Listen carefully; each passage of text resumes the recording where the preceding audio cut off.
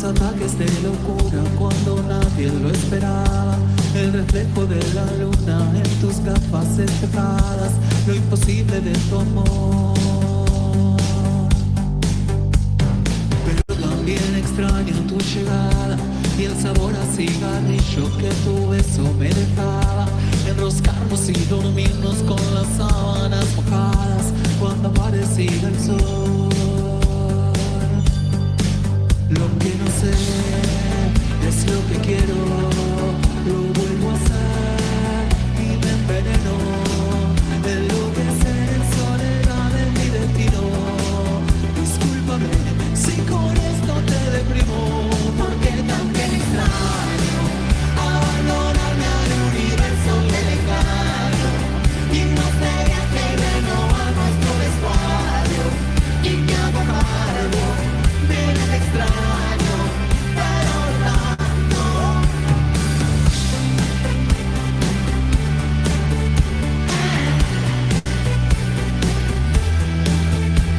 Extraño el paraíso de tu cara, con los ojos achinados, la sonrisa desplegada, la melena despeinada y la actitud exagerada, el sonido de tu voz.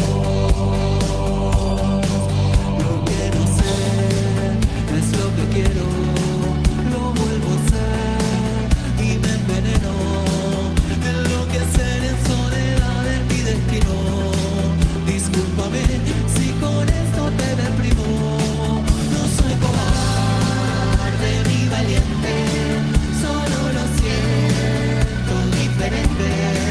Contradecirme mi discurso es muy fuerte, aceptaré lo que me tenga la suerte, porque también extraño abandonarme al universo del engaño y no tener que renovar nuestro vestuario, y me hago cargo de lo que extraño, pero tanto. También extraño abandonarme al universo del engaño y no tener que renovar nuestro vestuario, sí, y me hago cargo de lo que extraño, pero tanto. Y ya no quiero provocar el desencanto con tanta risa, con tanto llanto, pero me muero por saber qué estás pensando cuando la lluvia te está mojando. También extraño, extraño, hoy extraño y me hago cargo de lo que extraño, pero no tanto, pero no tanto.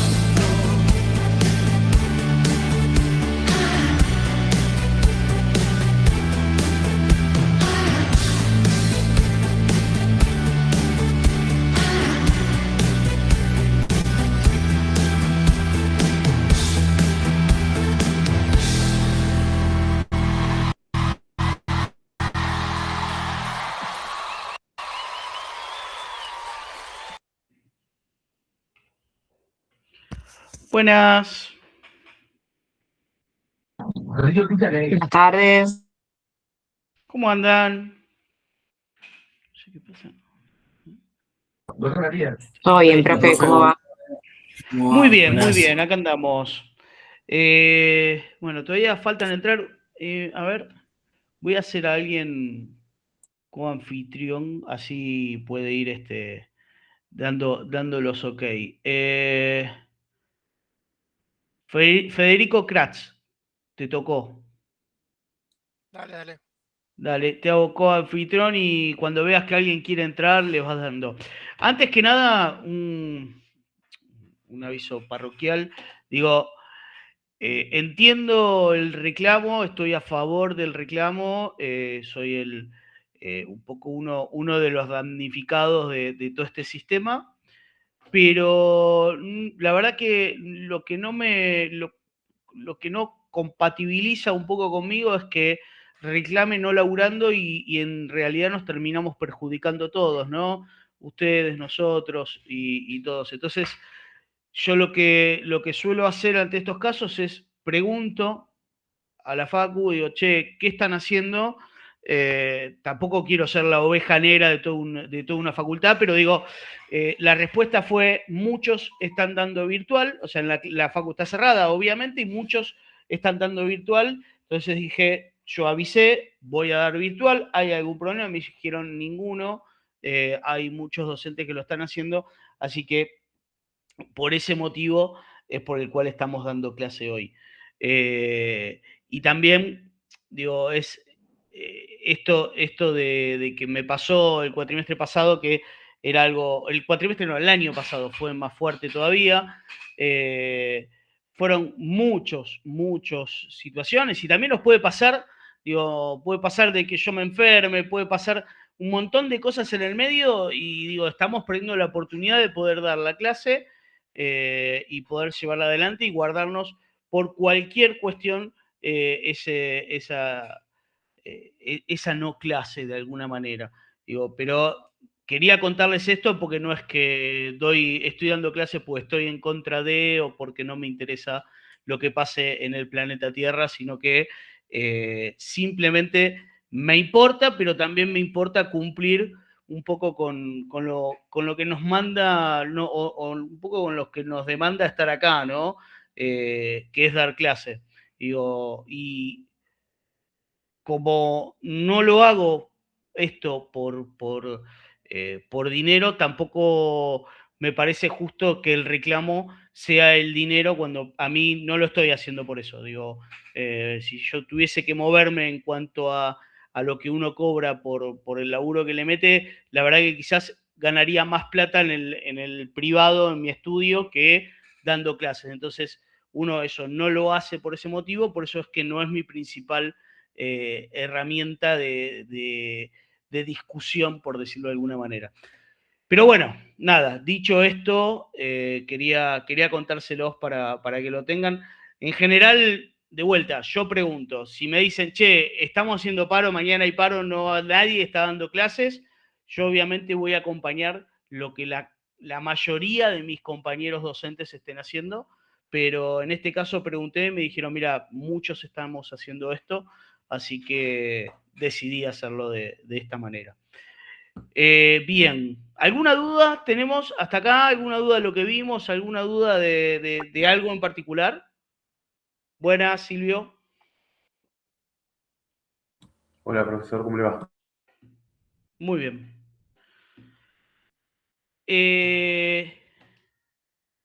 Estamos para arrancar con... Somos mayoría, somos mayoría, ¿no? ¿Cuántos tengo? 38, sí. Estamos para arrancar con el tema de hoy, que es un tema un poquito largo, más o menos, pero creo que es un tema interesante, o por lo menos que yo creo que es interesante, que es de responsabilidad profesional. Paréntesis, ya lo habilité en el campus para que se bajen eso y otras cosas para que lo vean. Así que bueno, vamos a arrancar.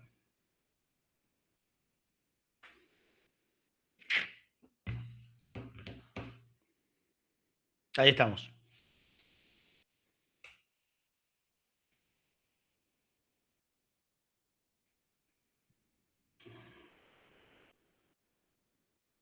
Un momento, ahí estoy. Bien. Vamos a ver y vamos a hablar hoy, como les comenté allá por la primera clase y lo hablé también la semana pasada, de lo que es todo lo que viene con esa cartulina que nos van a dar, en la cual nos van a nombrar como arquitectas y arquitectos, y todo lo que, la mochila con la que viene eso, ¿no? Un poco las responsabilidades que vamos a tener al momento que nos entreguen ese cartón y al momento que salgamos a la vida profesional. Pero para empezar a hablar un poco de responsabilidad profesional, primero tenemos que entender qué es, o por lo menos cuál es el concepto de responsabilidad. Todos sabemos y nos consideramos seres responsables, o por lo menos la mayoría, nos consideramos seres responsables dentro de este planeta, pero entender cuál es el significado de eso va a ser poder saber y entender cómo lo podemos prevenir y cómo podemos resolver en la vida profesional. ¿Por qué digo esto? Porque vamos a decir que la responsabilidad claramente es una cualidad y es un valor que tenemos. O sea, uno muchas veces escucha, che, no, es alguien responsable, o sea, nos está levantando y nos está de alguna manera adjetivizando favorablemente, si nos está hablando de una cualidad importante que tenemos. ¿Y de qué se trata esa cualidad de la cual estamos valorando? Es que vamos a ser responsables porque vamos a reparar el daño que producimos. Entonces, nuestra responsabilidad se basa en reparar el daño que produzco o el incumplimiento que hago. Entonces, la palabra responsabilidad, la importancia de la palabra responsabilidad, que muchos a veces la asociamos con, llega horario y demás, es casi, podríamos decirlo de alguna manera, sinónimo de cumplir. Entonces, uno es responsable porque cumple. ¿Y qué cumple? Cumple con lo que tiene que hacer y cumple con lo que hizo mal, repararlo.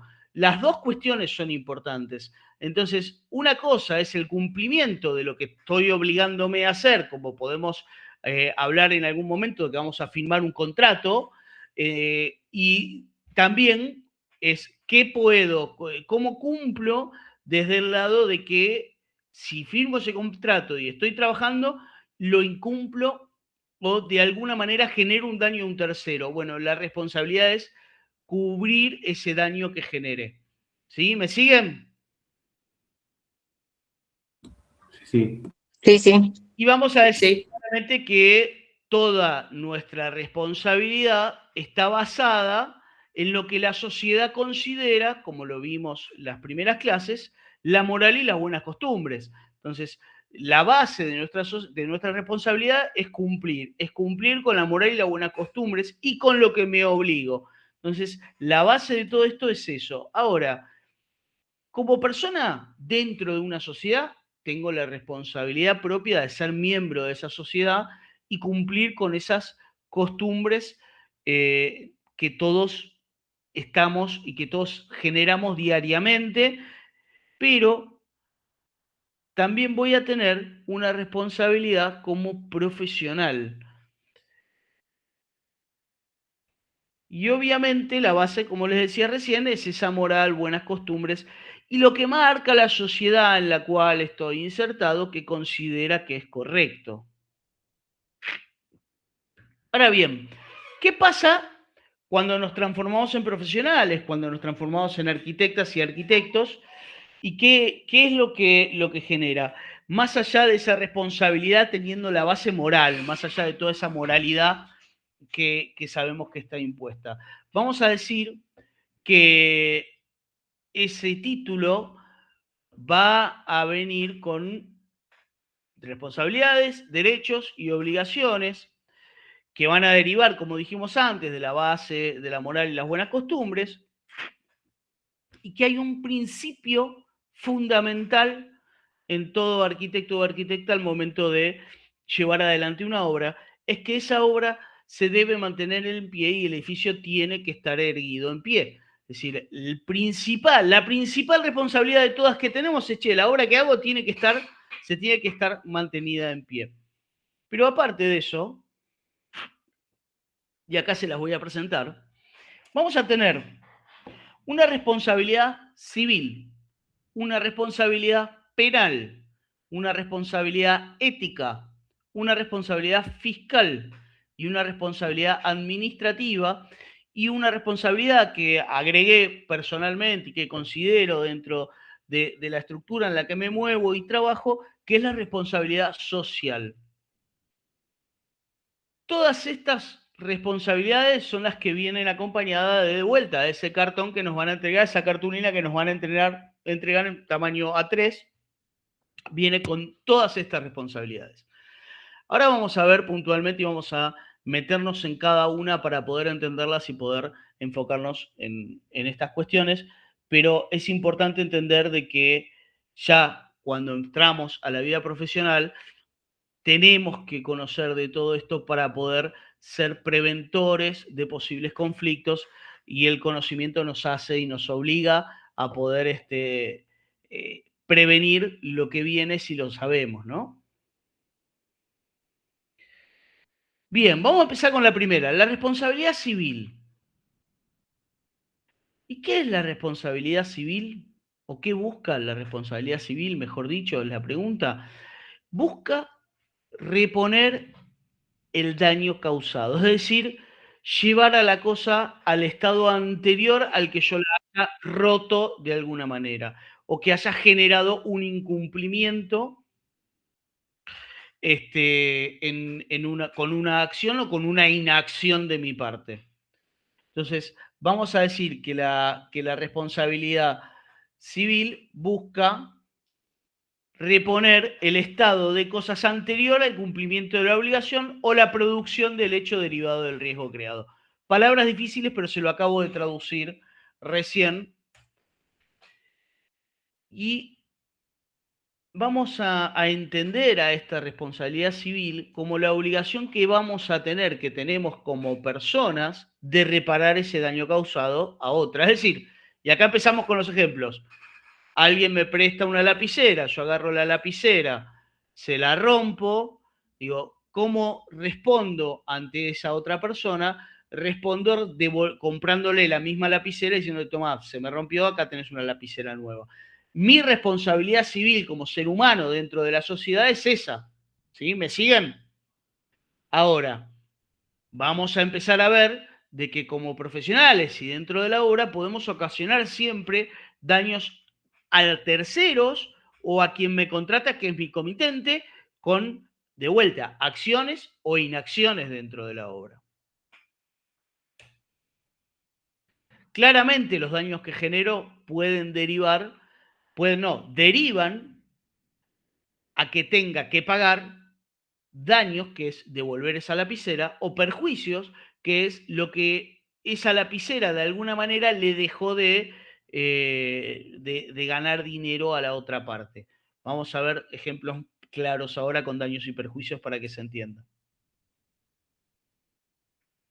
Y vamos a decir que el daño es directamente la reposición del bien, la lapicera, y el perjuicio es esto que le decía, ese lucro que dejó de tener, que dejó de ganar la otra parte, porque yo cometí una acción o una omisión que hizo que se generara el daño a la otra parte. ¿Vamos bien hasta acá? Me preguntan, párenme, pregúntenme. Este es un tema muy importante. Primero para que lo entiendan y segundo para que lo asimilen, porque de vuelta, más allá de que yo les tome un examen de esto, es importante porque es la base de las responsabilidades que vamos a tener como profesionales.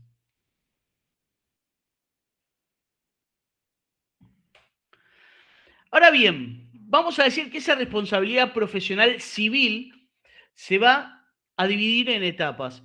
Y cuando hablamos de civil, estamos hablando de la responsabilidad que vamos a tener con los contratos que firmamos. Ya vamos a asociar la parte civil con las obligaciones que asumimos directamente, obligaciones que asumimos. ¿Cómo asumimos obligaciones? Con contratos.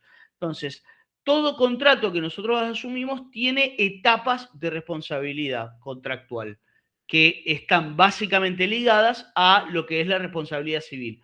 ¿Por qué? Porque cuando nosotros asumimos un contrato nos estamos obligando a cumplir y dijimos que la responsabilidad es el cumplimiento de lo que uno está obligado o de la moral y las buenas costumbres. ¿Recuerdan? ¿Asocian eso?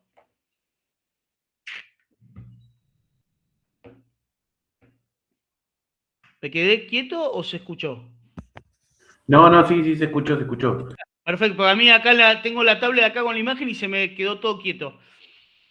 Entonces, vamos a decir que hay una responsabilidad civil precontractual y contractual.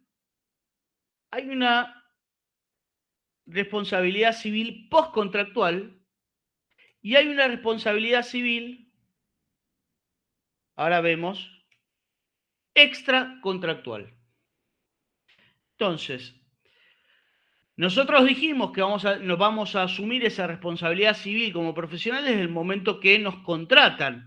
Pero ¿qué pasa? Para llegar al contrato, tuvimos que haber pasado por determinadas situaciones. Por ejemplo, si yo estoy asesorando a un comitente que me dice, mira, quiero comprar este terreno porque quiero que me hagas el proyecto de un edificio de 10 pisos. y ya tengo gente que me pone plata y vamos a desarrollar y quiero que vos seas mi arquitecto y hagas todo el proyecto, la dirección de obra de este edificio de 10 pisos. Perfecto, le digo yo, mirá, nos vamos a poner de acuerdo, pero mis honorarios son tantos, te voy a hacer el proyecto, el anteproyecto, el croquis, todo lo que vimos la semana pasada. Me dice, bueno, mirá, tengo este terreno, analizámelo y decime si lo puedo comprar.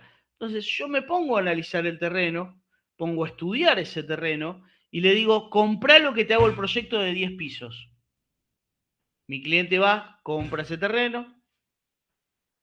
Cuando me dice, ya lo compré, mirá, acá está la escritura, dale, arrancá con el proyecto de 10 pisos. Y me pongo a ver y me equivoqué.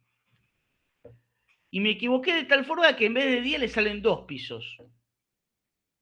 Entonces, imagínense que ahí le estoy generando un perjuicio muy grande a mi cliente, le estoy generando un daño muy grande a mi cliente y un lucro cesante gigante, porque seguramente él compró eso, tuvo que haber hecho acuerdos con inversores, el cual le va a tener que dar intereses por la plata que puso. Entonces, el daño que le generé fue inmenso. Bueno, ahí tengo una responsabilidad precontractual, es una responsabilidad que está fuera del contrato porque no llegamos a firmar un contrato, pero que yo estoy trabajando profesionalmente y le estoy asesorando a mi comitente para que haga determinada acción y es una responsabilidad que estoy teniendo.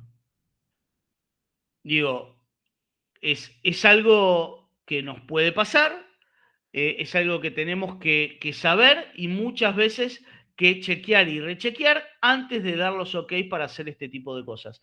Pero importantísimo, esa precontractual es cuando todavía el contrato no está firmado, pero asumimos esas responsabilidades. Ojo, siempre cuando hablamos de responsabilidades, las dos partes tienen responsabilidades. Recuerden que en un contrato, en una relación entre el comitente y el profesional asumía la obligación de dar, en este caso, dar el proyecto y dar una obra terminada, pero el comitente asumía, perdón, la obligación de hacer y el comitente asumía la obligación de dar. Entonces, en la precontractual pasa lo mismo. Supónganse que me dice, vamos por acá, lo asesoro perfectamente, le trabajo en un croquis y el comitente me dice, listo, lo compré, pero todos los inversores quieren trabajar con otro arquitecto. Bueno, pará. Arreglemos esto porque a mí me hiciste trabajar, yo tengo forma de demostrar que me hiciste trabajar y hay una responsabilidad precontractual, tanto mía como tuya. Vos estás obligado a pagarme por los trabajos y asesoramiento que yo te estoy dando ahora. ¿Me siguen? Sí, perfecto.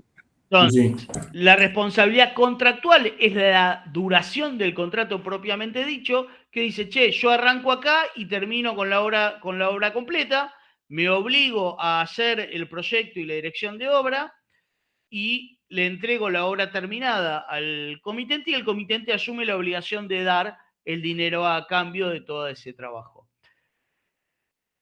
Y la postcontractual es una responsabilidad que tenemos por 10 años de finalizada la obra.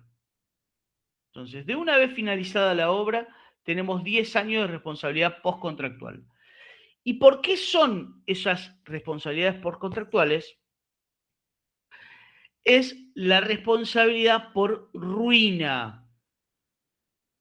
Ahora lo vamos a ver puntualmente, pero la responsabilidad por la cual tenemos 10 años va a ser por ruina, es decir, ruina provocada por vicios de obra, claramente detectados, ¿no? Pero si existe un vicio que tienen, ustedes todos saben lo que es un vicio, que es un defecto, una mala utilización de materiales, manos de obra, o puede ser que un material venga con algún vicio interno y eso haga que dañe el resto de la estructura. Digo, nuestra responsabilidad por 10 años es por ruina total o parcial y ojo, porque el Código Civil define a la ruina cuando la cosa se considera impropia para su uso, más allá de que cuando se cae. Es decir, hay algo que no puede ser usado para lo que fue pensado o creado, el Código Civil lo considera como ruina.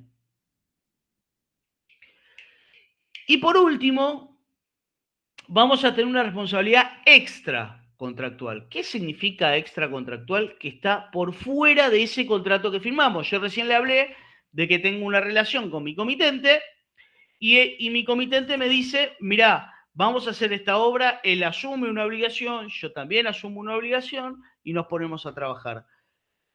Pero por todas las obligaciones y las responsabilidades que tengo por fuera, ¿cuáles pueden ser responsabilidades por fuera? Por ejemplo, los linderos a la obra, puede ser, y acá viene un ejemplo burdo, pero digo, se me cae un ladrillo que rebota en un lugar y resulta que le pega a la ventana o al parabrisas de un auto que está pasando. Entonces, ese auto que está pasando no tiene nada que ver con la obra, pero es una responsabilidad que es extra al contrato, pero de la cual debo responder. Porque la obra es mía, porque la obra es mía, la empresa tiene que responder porque estaba trabajando y fue quizás el que lo movió, tengo que responder yo en el caso como director de obra si no responde la empresa, y por último va a tener que responder el propietario. Son los tres solidarios ante esa persona que pasaba. Y acá viene el mejor ejemplo para entender daños y perjuicios. ¿El daño directo cuál es? El parabrisas. ¿Sí? Ahora, ¿cuál es el perjuicio que le genero? Esa persona que manejaba ese auto trabajaba de Uber.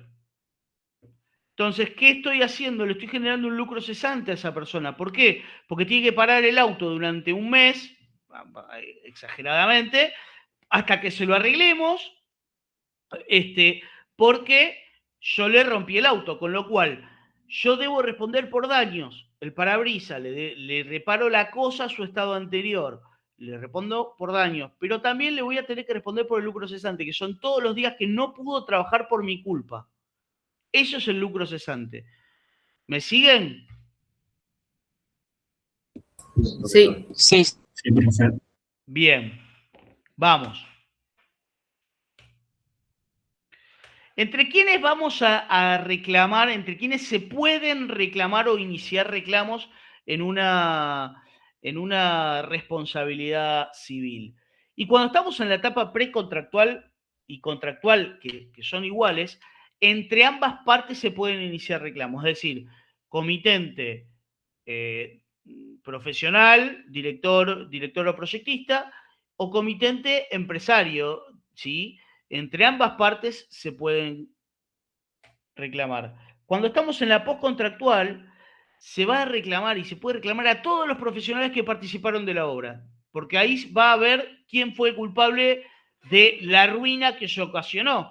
Entonces el reclamo se va a disparar para todos lados, se va a disparar para el director, proyectista, para el constructor, el calculista, todos los que firmaron la obra, se puede disparar esto hasta que el juez determine quién realmente tuvo la culpa por lo que se generó el problema. Y en la extracontractual se va a reclamar, como dije antes, digamos, chofer de Uber le puede reclamar a el propietario, al profesional o a la empresa constructora. Son todos solidarios en esta situación.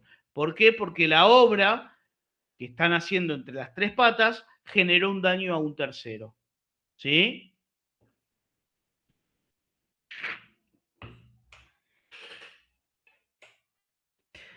Acá explica o muestra de alguna manera cómo el Código Civil menciona la ruina y nos dice qué es y qué considera como ruina. Y dice, el constructor de una obra realizada en un inmueble destinada por su naturaleza a tener larga duración, responde al comitente y al adquiriente de la obra por los daños comprendidos, por los daños que comprometen su solidez y por lo que hacen impropia para su destino. Y fíjense lo que dice esta frase que está acá abajo, que dice, el constructor solo se libera si prueba incidencia de una causa ajena. Y dice, no es causa ajena el vicio de suelo, aunque el terreno pertenezca al comitente o a un tercero, ni el vicio de los materiales, aunque no sean provistos por el contratista. Muchas veces, y fíjense que lo que estamos hablando acá es Código Civil, está escrito así. Muchas veces ustedes van a encontrar, pero vos me trajiste los caños y estaban rotos. Me los trajiste vos, yo los coloqué. Yo soy empresa constructora, vos sos el comitente, ¿no? Entonces me siento con el comitente y le digo, mirá, vos me trajiste los caños, yo los coloqué, no es un tema mío. ¿Qué pasa?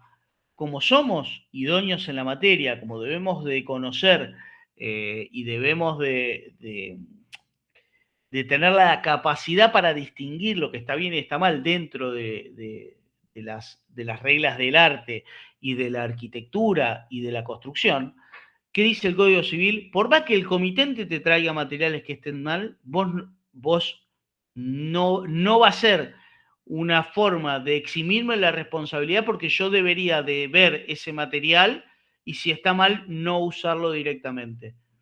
Entonces, muchas veces, insisto, pensamos que porque el comitente hace determinadas acciones, a mí no me importa porque yo solamente puse la mano de obra y lo que falló fue el material.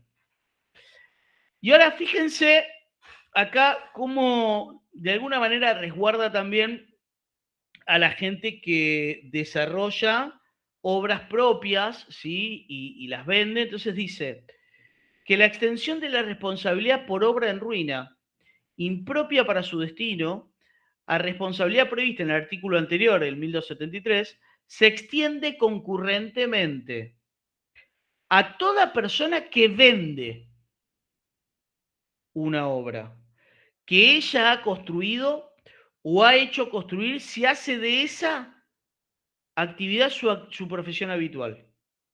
Es decir, si me dedico a construir obras y a hacer esa obra y esa es mi actividad principal, no puedo escapar de la responsabilidad esa. A toda persona que, aunque actuando en calidad de mandatario del dueño de obra, cumple una misión semejante a la de un contratista. Y esto pasó porque mucho tiempo lo que hicieron las empresas constructoras, en vez de hacer un contrato de construcción, lo que hacían un contrato de un mandato. Entonces les hacían firmar a los comitentes un mandato y decía que ellos iban a construir la obra, ¿sí?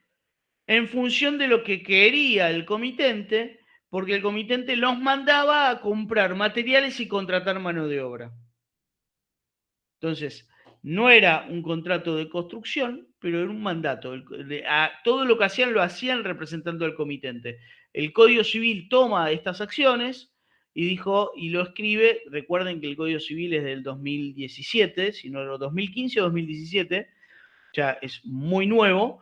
Entonces toma muchas de estas acciones, las escribe para decir, aunque hagas esto, sos responsable.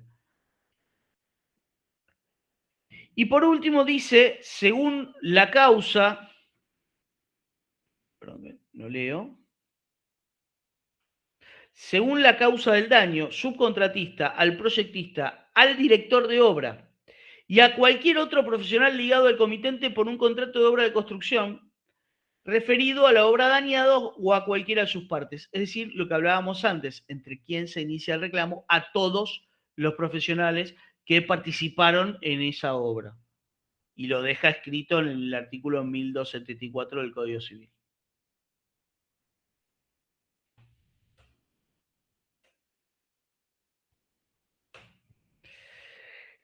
Hablábamos de vicios de obra. ¿Qué consideramos con vicios de obra? Vamos a decir que son de alguna manera imperfecciones o defectos que se generaron por usar mal los materiales, por una mala mano de obra, por usar materiales dañados, ¿sí? Todo eso va a generar vicios. ¿Qué tipos de vicios? Digo, podemos tener vicios de plano, que son vicios originados desde el proyecto. Y ojo acá, porque si yo, proyectista, hago una obra y me equivoco en el proyecto y viene otro, contratan a otro director de obra y contratan a una empresa constructora, ninguno de los dos que están haciendo la obra puede decir la culpa es sola de él. Vamos a ir los tres solidariamente responsables. ¿Por qué? Porque tanto el nuevo director de obra como la empresa constructora están obligados a verificar los planos que se les entregan. y a notificar si hay algo que está mal en esos planos. Entonces, en este caso, vicio de planos puntualmente es una responsabilidad concurrente a todas las partes que intervienen en esta obra. Vicio de construcción, que son los vicios de obra, que es mala utilización de materiales y mano de obra. Y claramente también una mala dirección por no advertir todo este tipo de cosas. Y acá viene un vicio que es muy común y que a veces, por evitarnos un mango, solemos tener, que es el vicio de suelo. ¿Qué es el vicio de suelo? Es cuando no enviamos a hacer un estudio de suelo correcto. Entonces, o mejor dicho, no enviamos a hacer un estudio de suelo en el lugar donde voy a trabajar, o lo enviamos a hacer en lugares donde las cargas no son absolutamente necesarias y no me inciden en el cálculo. Entonces, ahí empieza a pasar de que si no lo hice donde lo tenía que hacer, o sea, no voy a tener la resistencia real y demás. Pero digo, ¿por qué esto es importante? Porque la única forma de esquivarle a este vicio es teniendo de alguna manera el estudio de suelo. Yo tengo el estudio de suelo y falla la resistencia del suelo. El que falló en realidad no fui ni yo ni el calculista, sino el ingeniero que firmó ese estudio de suelo. Entonces, y empezamos a entender de que las escalas de responsabilidades son importantes y las verificaciones que hacemos son importantísimas y es también necesario pedir a cada uno que intervenga dentro de estas decisiones que ponga un gancho y se refiera a lo que hacemos en obra para poder eximirnos nosotros de algún tipo de obligación. En este caso, si hicimos un vicio de suelo y estaba mal el estudio, necesariamente necesitamos a alguien que lo firma. Muchas veces que nos dicen, che, te hago el estudio, pero te sale 2 mangos menos si no te lo firmo y te doy el resultado más o menos. Entonces, la verdad es que sí, nos vamos a ahorrar 2 mangos menos. Nosotros no, el comitente. Pero en el momento de tener un problema, el problema es nuestro. ¿Sí? Entonces, tengan esas cuestiones en cuenta que son fundamentales. O la típica es, viene un amigo y nos dice, yo hice una obra acá, 1,5 cuadras, es más o menos el mismo estudio, es más o menos la misma resistencia. Listo, fantástico. Uso ese, así me ahorro un mango, de vuelta a lo mismo. Pero resulta que justo por donde yo estoy haciendo la obra pasaba un río subterráneo y cuando la terminé, como ha pasado, digo, han visto de alguna manera algo que pasó hace un par de años, que se cayó un edificio completo sobre General Paz. Digo, estaba terminado, por suerte no habitado, faltaba un mes para que la gente ingrese. Ese edificio íntegramente cayó y lo que terminó fallando ahí fue el estudio de suelo. No se realizaron los estudios de suelo que se tenían que hacer. Lo que terminó pasando es que la base completa se dio hacia abajo y el edificio se cayó. ¿Qué había? No sabemos si había habido en algún momento un río subterráneo y generó como una burbuja, entonces la base se formó acá y cuando esto generó el peso se rompió y cayó, pero si hubiese habido un estudio de suelo, esas cuestiones se hubiesen saldado o sabido de antemano y se hubiese podido resolver. Los vicios ocultos. Y acá es importante empezar a entender la diferencia entre vicio oculto y vicio aparente. El vicio oculto son aquellos que tienen que ver con los vicios generalmente de construcción, que son vicios que no se perciben y que no se ven. Entonces, los vicios aparentes son los vicios que se ven y se perciben a simple vista, los ocultos son los que no se saben. Y si empiezan a hacerse aparentes con el uso de la obra. Y por último tenemos el vicio redivitorio o de redivitorios. ¿Qué son estos vicios? Les leo y después les explico. Miren lo que dice. Son defectos que hacen a la cosa... ¿Sí? ¿Alguien me quiere preguntar? Sí, yo, profe, perdón. Sí. ¿Puede dar ejemplos del anterior? ¿Cuál? ¿De vicios ocultos? Y aparente, sí. Bien, perfecto. Cuando nosotros ahora vamos a ver que nosotros vamos a tener 2 instancias en la obra cuando se terminan, que vamos a firmar 2 tipos de actas, un acta de recepción provisoria y un acta de recepción definitiva. Cuando nosotros firmamos el acta de recepción provisoria, vamos a dar por saldados los vicios aparentes. ¿Qué son los vicios aparentes? Son todas aquellas imperfecciones que se ven a simple vista.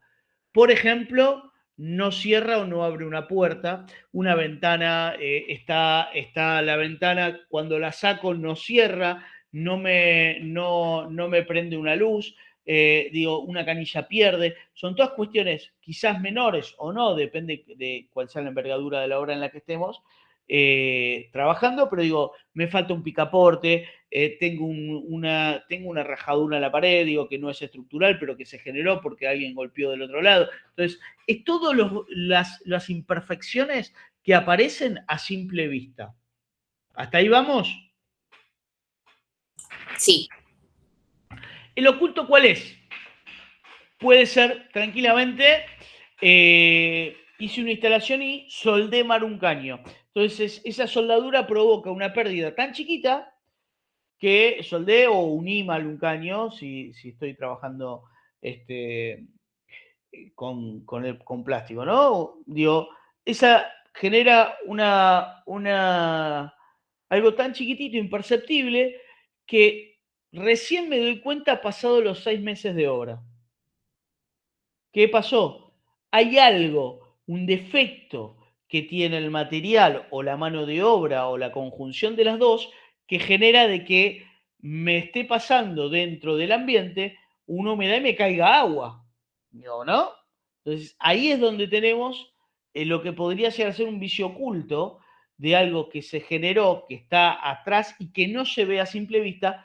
Obviamente, todos los vicios ocultos, para poder ser vistos, se hacen aparentes en algún momento. ¿Me siguen? Perfecto, gracias, profe. Ahora bien, vamos al vicio redivitorios. Y les estaba leyendo digamos, lo que dice el Código Civil de esto. Dice, defectos que hacen a la cosa impropia para su destino, por razones estructurales o funcionales, o disminuye su utilidad a tal extremo que, de haberlos conocidos, el adquiriente no lo habría adquirido, o su contraprestación hubiese sido significantemente menor. Vamos a un ejemplo claro, vamos a dos ejemplos, uno que tiene que ver con nosotros y otro que se puede aplicar tranquilamente este vicio a cualquier compraventa que se realice. Vamos primero al más claro. Vendo un auto, el auto está fundido y me dice un mecánico, me dice, che, para que no se enteren, te pongo, no sé, estopa en el motor para que no se sientan los cilindros golpeando, entonces con eso nadie se da cuenta que el auto está fundido y vos lo vendés. Dale, vamos. Entonces, ¿qué hice? Lo vendo ese auto. Pero ¿qué es lo que hice? Estoy ocultando un defecto que la otra persona, de haberlo conocido, quizás no me lo hubiese comprado o me hubiese dicho, te lo pago la mitad. Y es un defecto funcional del auto. Va a disminuir la utilidad, o sea, el auto no va a poder seguir teniéndolo por el tiempo que quería, sino a la semana lo va a tener que parar y hacerle el motor. Entonces, la otra parte es, de haberlo conocido, el adquiriente no lo habría adquirido o su contraprestación hubiese sido significantemente menor. Oculté una falla que tenía el auto, un vicio que tenía el auto, un error, algo roto que tenía ese vehículo para poder venderlo a un precio que no me lo hubiesen pagado si sabían de esa falla. Vamos a algo que tenga que ver con nosotros. Tengo mi casa, divina, hermosa, pero sé que tiene un humedecimiento de la hostia. Y sé que yo la pinto y la pintura me dura 2 meses, porque me vuelve a brotar la humedad. Entonces, ¿qué hago? La voy a poner en venta, la pinto toda, vienen a verla, me preguntan por la humedad y digo, no, fíjate, está divina. O sea, la vendo y a los 2 meses brotó esa humedad. ¿Qué fue lo que hice? Oculté un defecto, un vicio que tenía esa propiedad, para que el que me la compró me pague lo que yo quería y no lo que me tendría que haber pagado, o si de haberlo conocido ese error ni siquiera me lo hubiese comprado. ¿Me siguen? Perdón, pero en ese caso uno mismo sabría que lo está ocultando, o sea, que no pasa a ser un vicio oculto, sino que uno está incurriendo en esa irresponsabilidad. Pero la otra persona quizás no sabe Siempre que uno... en el vicio reviditorio, siempre lo que está en juego, este tipo de vicios, es la intención del ocultamiento. O sea, vos conocés el error y lo estás ocultando. Vos conocés el vicio y lo estás ocultando.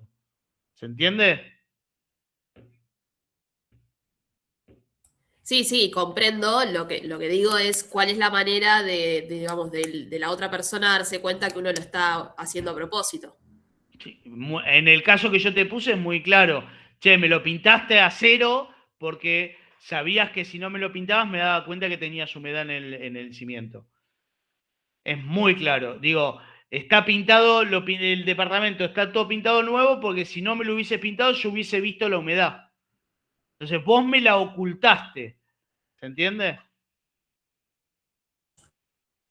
No hay forma, no hay forma, en el ejemplo que te puse yo, no hay forma que el titular de esa propiedad que la tiene hace 10 años no sepa que tiene humedad de cimientos.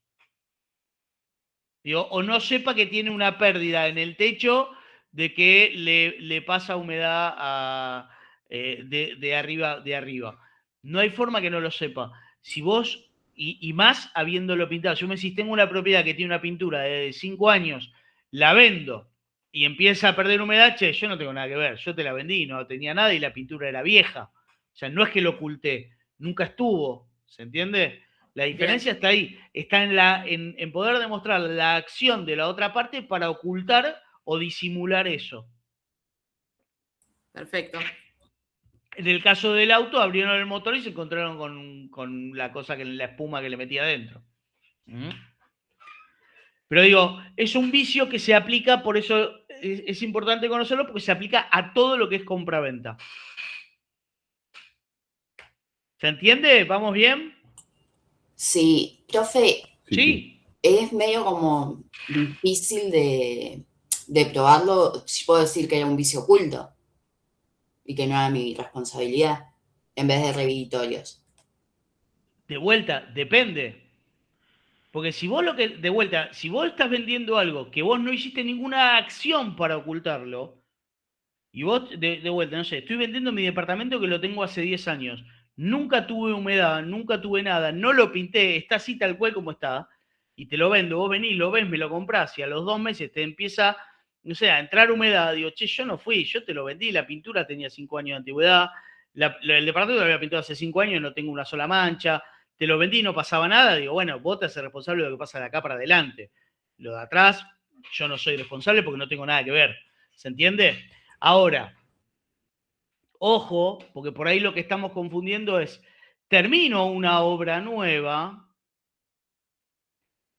y lo que pasa es, el propietario vende esa obra nueva a los 5 años y pasa un vicio de ruina. Porque tengan en cuenta esto, los 10 años es por ruina. Si a mí a los 5 años me pierde un caño, no me pueden venir a reclamar, digo, porque no genera una ruina ese caño. Es parte de la vida útil o es parte de todo lo que termina pasando con los materiales. Digo, ustedes imagínense que nadie se puede hacer cargo de una obra por 10 años. Por eso es importante diferenciar responsabilidad postcontractual de garantía, que no es lo mismo. ¿Se entiende? La garantía que uno da por una obra es por los vicios ocultos que se hacen aparentes y es el periodo que uno pacte, ahora lo vamos a ver. Entonces, todos estos vicios tienen un periodo de garantía. El tema está que los vicios que están, perdón, la responsabilidad que nos queda por los 10 años es por ruina. Ok, ¿Se entiende? sí, Digo, sí. entonces, digo, es importante esta diferencia porque es lo que termina entendiendo. Imagínense que si no nos van a llamar para cambiar el cuerito de una canilla, pasado 5 años que entregué la obra. Y yo no voy a ser responsable de eso. O sea, no me da ni el fabricante de la canilla me da 5 años por eso. Entonces yo no tampoco voy a ser responsable por eso. ¿Se entiende? Sí, sí, se entiende. Bien. Postcontractual o ruina es la acción de destruirse o caer o de la cosa impropia, ¿no?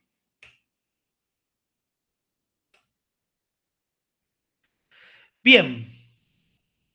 Vamos a ver cómo esto que acabamos de ver, estas etapas que tiene la responsabilidad, cómo se van dando dentro de lo que es un cronograma que podría ser de obra, ¿no? Entonces, vamos a hablar de que pueden tener, como les dije recién, un plazo de garantía o no, ¿sí? Y de acuerdo a eso va a variar mucho este cronograma de obra y cronograma de responsabilidades. ¿Por qué digo que puede tener un plazo de garantía o no? Porque el plazo de garantía es libre para que lo pacten entre las partes. Entonces, nadie está obligado a entregar un plazo de garantía, pero vamos a ver qué pasa cuando no lo pactamos. Y acá habla de las actas que le hablé de obra. El artículo 1270 y el 747 dice, la obra se va a considerar aceptada cuando concurren las circunstancias del artículo 747. Dice, cualquiera de las partes tiene derecho a requerir la inspección de la cosa en el acto de su entrega. La recepción de la cosa por el acreedor hace presumir la inexistencia de vicios aparentes. Vieron que les dije que cuando uno hace un acta de este tipo, se da por finalizada la posibilidad de reclamar vicios aparentes. Entonces dice, hace presumir la inexistencia de vicios aparentes y la calidad adecuada de la cosa, sin perjuicio de lo dispuesto sobre las obligaciones de saneamiento.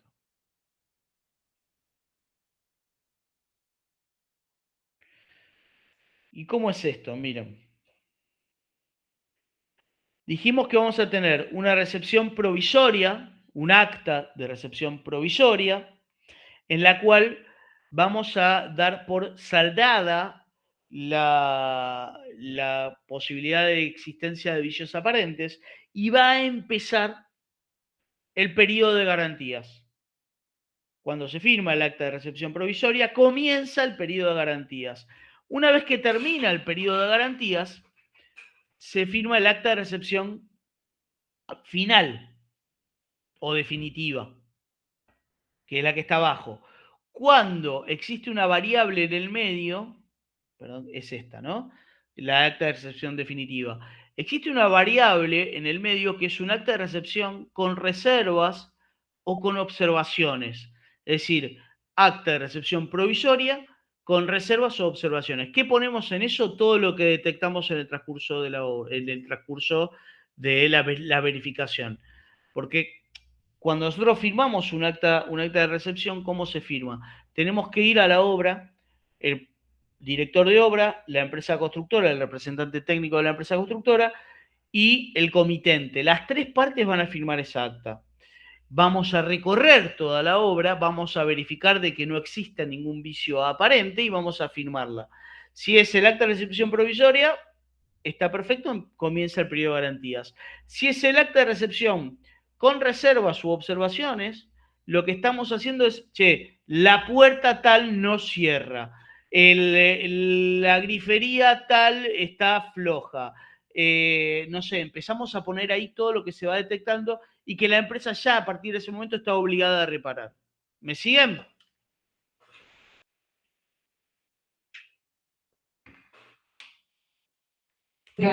Sí, profe. Bien. Ahora bien, miren. Esto es lo que le decía recién. Nosotros tenemos un periodo en el cual generamos el proyecto, como dijimos el otro día, el croquis preliminar entre proyecto y proyecto. Tenemos el periodo de construcción de la obra. Después existe un periodo de garantía pactado.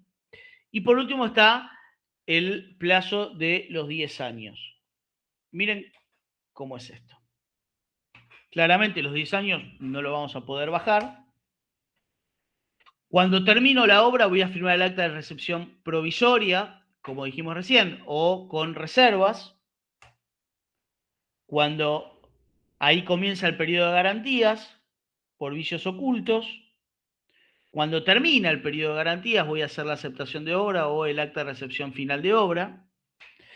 Y ahí empiezan a correr, después de esas actas, los 10 años de la responsabilidad postcontractual. Ahora, esto es muy interesante lo que pasa acá. En el periodo de garantías, esos vicios ocultos se van a hacer aparentes. Desde el momento de la aparición de un vicio oculto se hace aparente. Cuando el vicio oculto se hace aparente, el comitente tiene 60 días para denunciarlo. ¿Cómo lo denuncia? O con una carta documento al profesional y a la empresa constructora, o con un acta en el cual firma el profesional y la empresa constructora que se están anoticiando del tema. ¿Por qué es importante esto? Porque si pasa ese plazo y no hay nada oficial en el cual nosotros le hayamos notificado a estas partes, pueden, tanto el profesional como la empresa constructora, si pasaron más de 60 días, pueden decir de que no fueron notificados y se venció el plazo para que les notifiquen de este vicio que se hizo aparente, de este vicio oculto. Importantísimo es esta situación. Ven que dice, el cumplimiento de esta carga extingue la responsabilidad por defectos ocultos. Es decir, si no tienen esa notificación dentro de los 2 meses de aparecer esto, nos exime a nosotros de esa obligación. Y obviamente tenemos los 10 años por la aparición de ruina. Y acá es importante, fíjense que dice plazo de prescripción de la acción. ¿Saben qué significa el plazo de prescripción de la acción? No, no. No. Bien, es el tiempo que tienen las partes, o en este caso el comitente, para poder iniciar la acción civil. Es decir, me notifican a mí, aparece, no sé, me aparece un daño estructural a los 9 años, 12 meses y 20 días. ¿Sí? Estamos justo con Navidad y me aparece un daño estructural en el que tengo que abandonar la casa porque puede caer en ruina. Yo tengo ahí los 60 días para notificarle a la otra parte, pero una vez que le notifiqué y que cumplí esos 60 días, tengo un año para iniciar la acción civil. Tiene que estar notificado, pero tengo un año para meterle la demanda o meterle el juicio de alguna manera. Cuando estamos en el plazo de garantía, tengo 3 años para meter el juicio.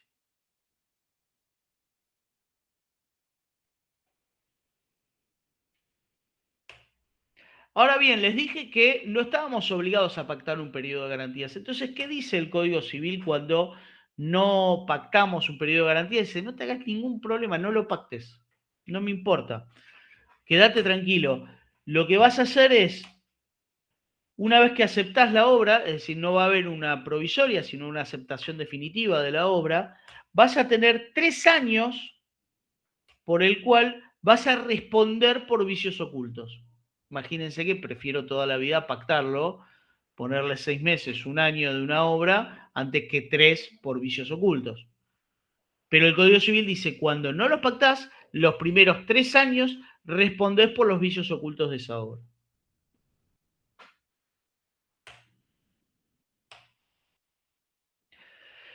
¿Estamos? ¿Se entendió? Sí, sí. Bien. Vamos a hablar de la responsabilidad penal.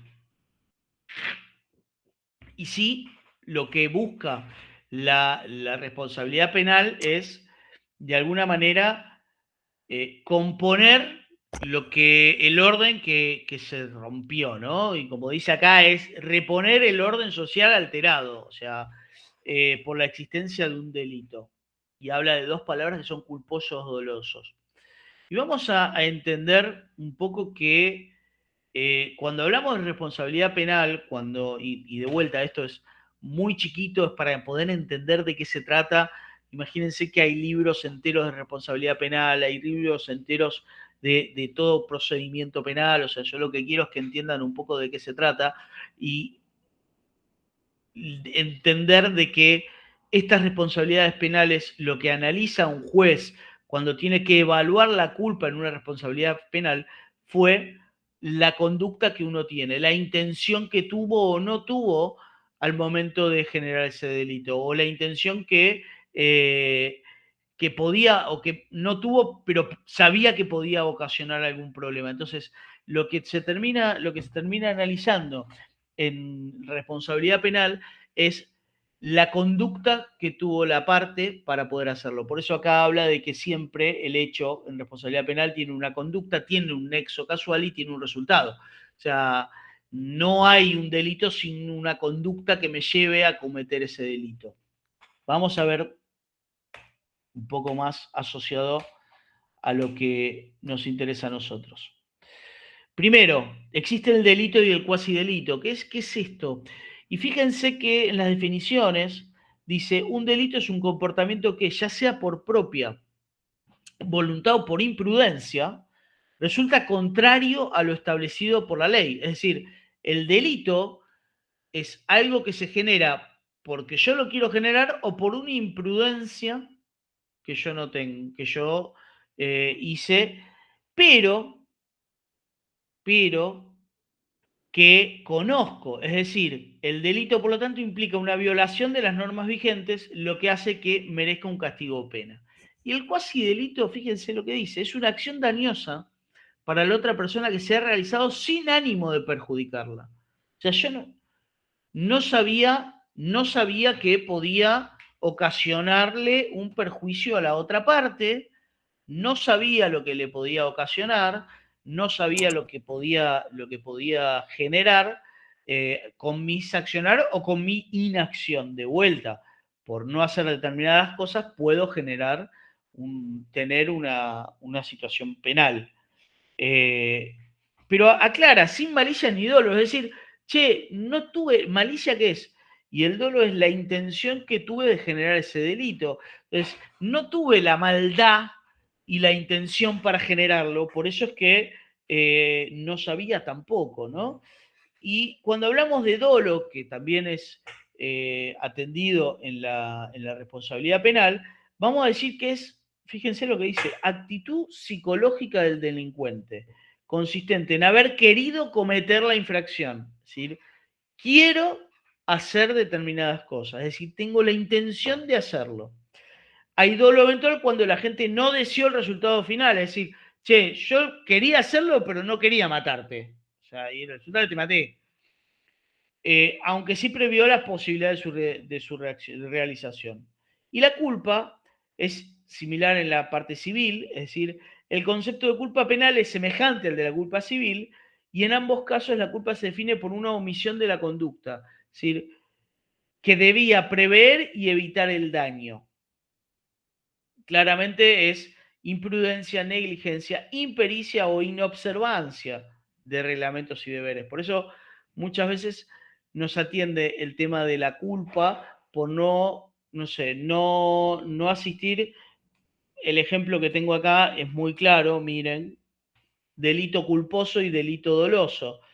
Digo, delito culposo, un operario trabaja en altura sin las medidas de seguridad necesarias, sufre un accidente que le quita la vida. Y el delito doloso, como les dije antes, es alguien que tiene la intención de generar sabiendo lo que puede ocasionar, es que yo le ordeno al operario que lo haga en esas condiciones. Sabiendo que se puede caer, sabiendo que se puede morir, pero a mí no me importa y le ordeno que lo haga. Y las penas que genera la responsabilidad penal son multas, inhabilitación y claramente la reclusión por prisión. Acá me interesa resaltar un tema que es importantísimo en una obra tener los recaudos de seguridad necesarios, es decir, que la gente de seguridad y higiene entregue las medidas de seguridad, que los operarios que estén la firmen, tratar de no tener ningún operario que esté tomando, ningún operario. Digo, ¿qué es lo que termina pasando acá? Todo lo que pasa dentro de una obra somos nosotros los responsables de esa obra. ¿Puede haber accidentes? Totalmente. En una obra pueden existir accidentes. Yo cuento el caso de hace unos cuantos años en una obra de estas torres de Puerto Madero, pero muchos años, que me llamó muchísimo la atención y me quedó grabado, es, che, no sé, piso 20, 30, no sé qué piso, alguien pateó del piso un bulón, Claro, ese bulón, 20, 30 pisos de altura, cuando llega a la planta baja se transforma, es una bala. O sea, había una persona en planta baja caminando justo con la mala suerte que tenía sus cascos, tenía todo, pero lo atravesó. Lo liquidó en el momento. Ahora, ¿podemos decir de que alguien tuvo una acción dolosa o culposa de eso? O sea, digo, nadie en su sano, primero nadie cuando comete, digo, pero nadie podía evitar de que alguien pateara está bien, alguien que no lo deje en el medio de una losa, pero que lo pateara inconscientemente y que esa caída evite las dos, porque pateó, voló de una manera que evitó las dos mamparas que tenía. Digo, estaba todo bien, pero sucedió esto. ¿Qué pasó? Fue un accidente en una obra. Entonces, muchas veces lo primero que va a pasar, y cuando se muere alguien, obviamente lo primero que hacen es llaman a declarar a todas las partes y hasta analizar quién tuvo de alguna manera la culpa y cuál fue la intención que tuvimos en evitar eso, pero también, una vez que se analiza todo eso, puede existir la posibilidad de que haya habido un accidente en la obra. Digo, este claramente fue el ejemplo de un accidente involuntario en una obra. ¿Vamos bien? Sí, sí. Sí, profe. Bien. Vamos a hablar de la ética. Y vamos a decir que la ética profesional es el conjunto de los mejores criterios y conceptos que debe guiar la conducta de un sujeto por razón de los más elevados fines que puedan atribuirse a la profesión que ejerce. Uf, gigante, ¿no? O sea, digo, uno cuando habla de la palabra ética en sí misma, que es la ética, es respetar la moral y las buenas costumbres de una sociedad en la que nos encontramos. Y cuando hablamos de la ética profesional, claramente se basa en la moral y costumbres de la sociedad aplicadas a la profesión.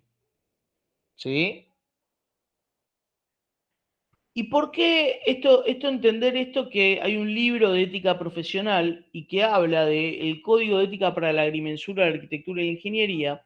Es porque tanto los tres consejos o colegios lo que tienen es un tribunal de ética formado por representantes de cada uno de los colegios.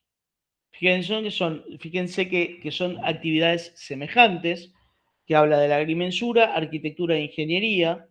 Tenemos incumbencias semejantes, menos con la agrimensura, ¿no? Pero entre la arquitectura y la ingeniería tenemos incumbencias muy parecidas. Lo que termina pasando es que cuando nosotros faltamos o caemos en una falta de ética, nos van a juzgar un tribunal de ética que está conformado por estos tres colegios o consejos. Y que se van a basar en libros que están escritos y que hablan de la ética que tienen para descargárselo y para poder tenerlo ahí. Cuando digo libros, no es que son libros de 200 páginas, no, son cortitos. Son páginas, cada libro son páginas, no son libros. Pero digo, me interesa caer en un par de artículos que son lo que hacen interesante esto y poder hacerlo entendible al tema de la ética. Por ejemplo, dice, los agrimensores, arquitectos e ingenieros, en todas sus diversas especialidades, están obligados desde el punto de vista ético a ajustar su actuación profesional a los conceptos básicos y a las disposiciones del presente código. Es deber primordial de los profesionales respetar y hacer respetar todas las disposiciones legales y reglamentarias que inician en actos de la profesión. Incidan. Es también deber primordial de los profesionales velar por el prestigio de la profesión. Después, hay otro libro que habla de los deberes del profesional con la dignidad de la profesión. Y habla de que no debemos ejecutar actos reñidos con la buena técnica. No ocupar cargos rentados o gratuitos en instituciones privadas o empresas simultáneamente con cargos públicos cuya función se halle vinculada, ¿sí? No conceder su firma, importante acá, a título oneroso ni gratuito, para autorizar planos, especificaciones, dictámenes, memorias, informes y otra documentación profesional. Muchas veces nos va a pasar de que va a venir la tía, el primo, la abuela, el sobrino, cualquiera nos diga, che, quiero hacer en el fondo de mi casa una habitación y necesito que me firmen necesito quien me firme los planos. Y ustedes le digan, yo soy arquitecto y arquitecta, te puedo firmar. Claro, ¿qué pasa? Ni bien firmamos esos planos, estamos asumiendo todas las responsabilidades que acabamos de hablar. Es decir, esta tía, primo, sobrino, lo que sea, contrató a Pepe a que haga una obra, Pepe se subió, está poniendo los andamios en el primer piso, se cayó, se mató, y al que van a venir a buscar es el profesional. O sea, entonces entender que ese plano que firmamos, hay cosas que no le vamos a poder escapar y que todo esto que venimos hablando está acá. Incluso si alegamos que se la presenté, me van a hacer un juicio que se la presté, me van a hacer un juicio de ética porque dice la ética que está mal. Entonces, no tengo forma de escaparle a esas responsabilidades.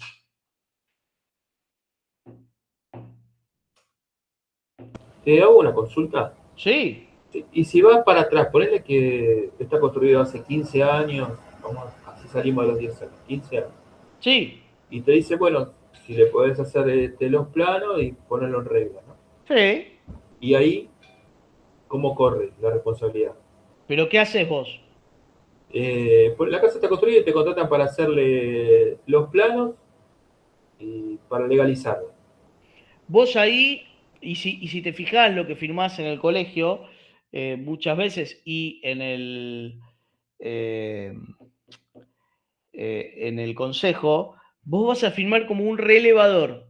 Vos vas a decir con tu firma que esa declaración jurada que estás presentando, que es un plano, recuerden que el plano es una declaración jurada, que esa declaración jurada que estás presentando, vos la relevaste,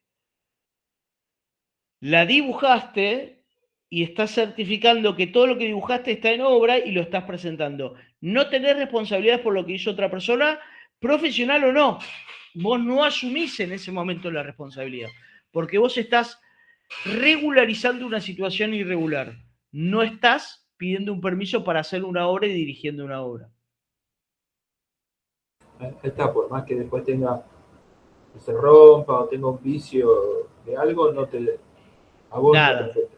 Vos no participaste en la construcción de esa obra, y de hecho cuando firmás en el consejo del colegio, vos firmás y pagás los aportes y pagás el CEP y todo lo que tenés que pagar como relevador. Sí. Ok, gracias.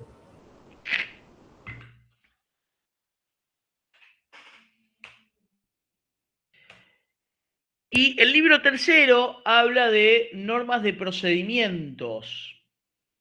Y dice que las causas de ética se van a radicar en el consejo profesional en el que estuviese matriculado el imputado, que es un poco lo que le decía recién, que digo, claramente se pueden presentar una denuncia, ya sea colegas o comitentes, y que lo que va, o puede también el propio colegio iniciar por motu propio la denuncia por oficio, y lo que va a pasar es que va a elevar eso a el juicio de ética, ¿sí? Lo que va a terminar pasando es que va a elevar eso y van a generar un juicio de ética. ¿Qué hace el juicio de ética? Nos van a llamar que nos presentemos y presentar un descargo, que puede ser que nos acompañe un abogado o no, y ahí es este tribunal de ética conformado por los representantes de los 3 colegios o consejos, van a dictaminar si tuve la culpa o no. ¿Cuál es el problema en estos juicios de ética? Es que muchas veces cuando un comitente inicia un juicio de ética es porque también paralelo inició una acción civil.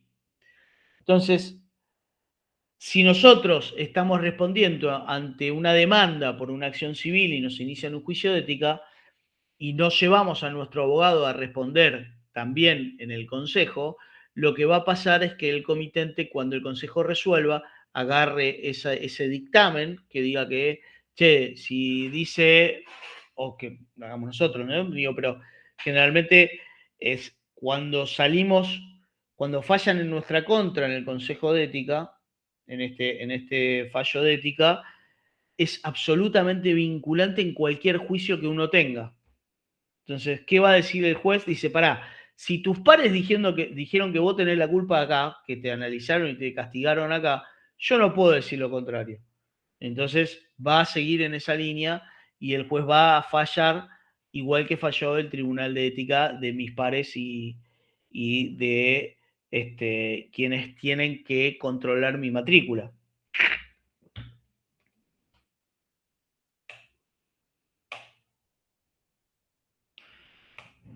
Bien, ¿cuáles son las sanciones que podemos llegar a tener?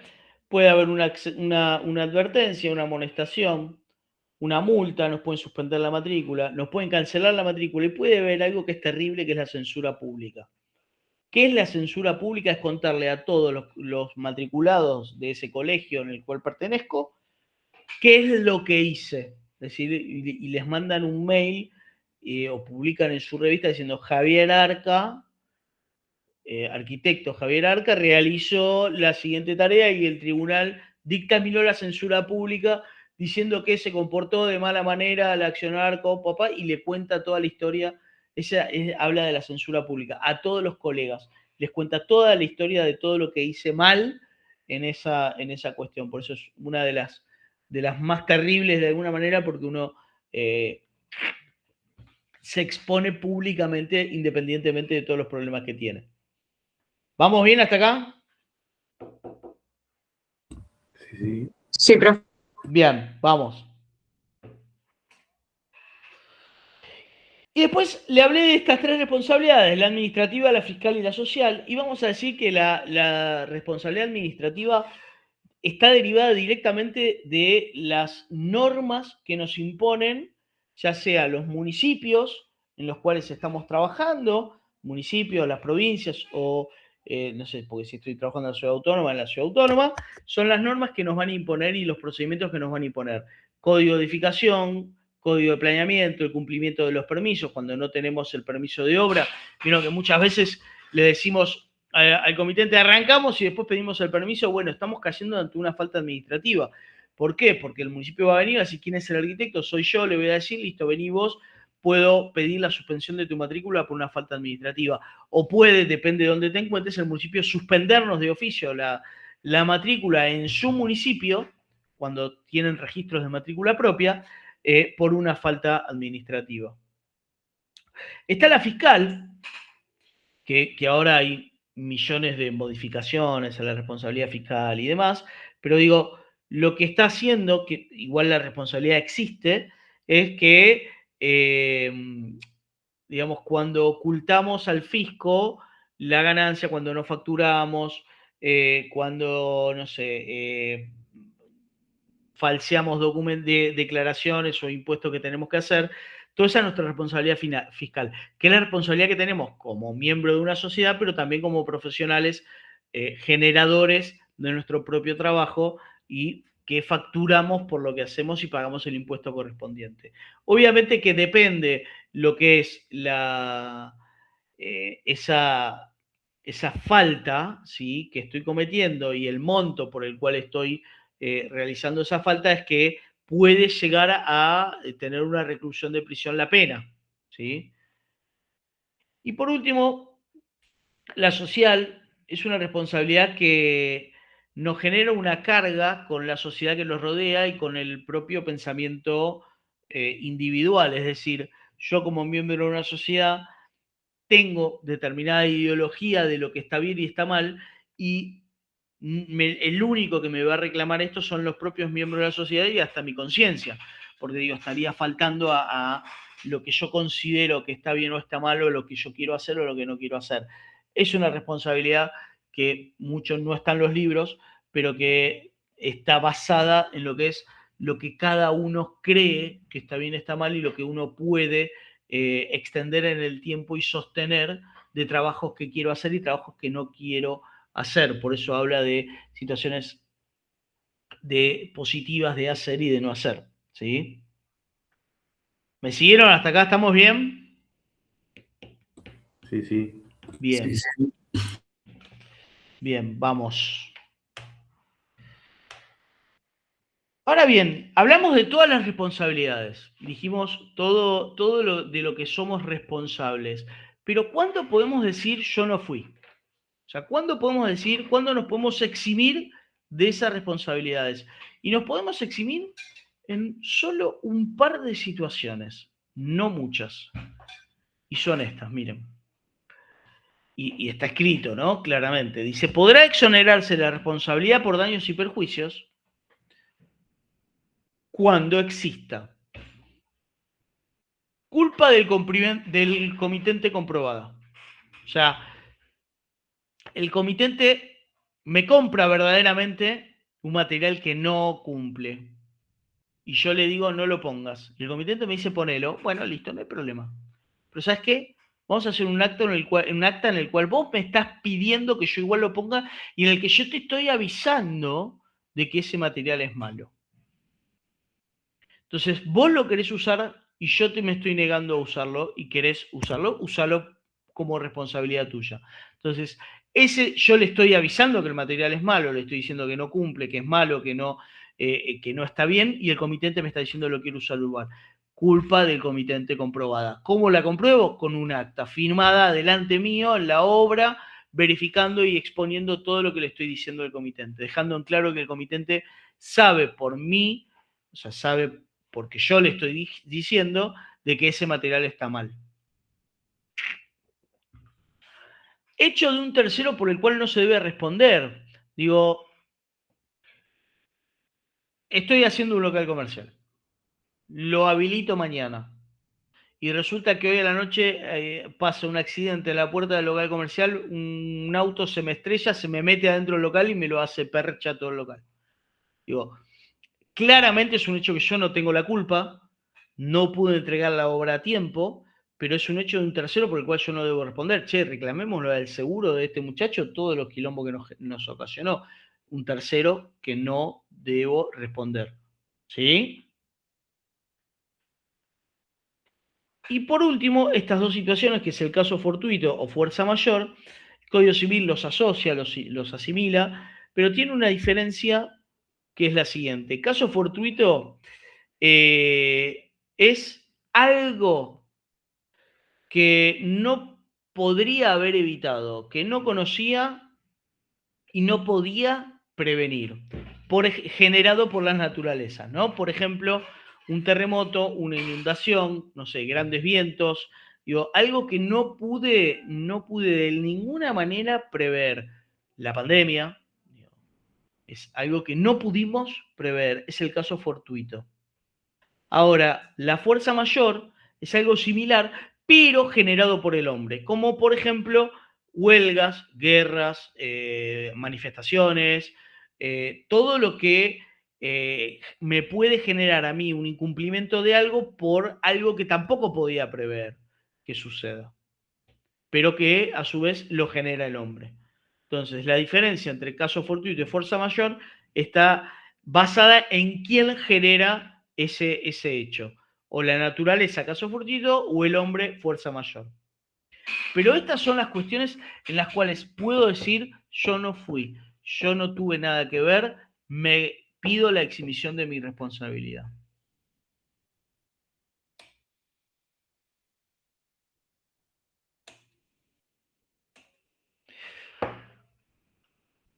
Hasta acá vamos bien, ¿verdad? Por ahora, Sí. Sí, sí. Bien, bien, vamos que estamos por la mitad.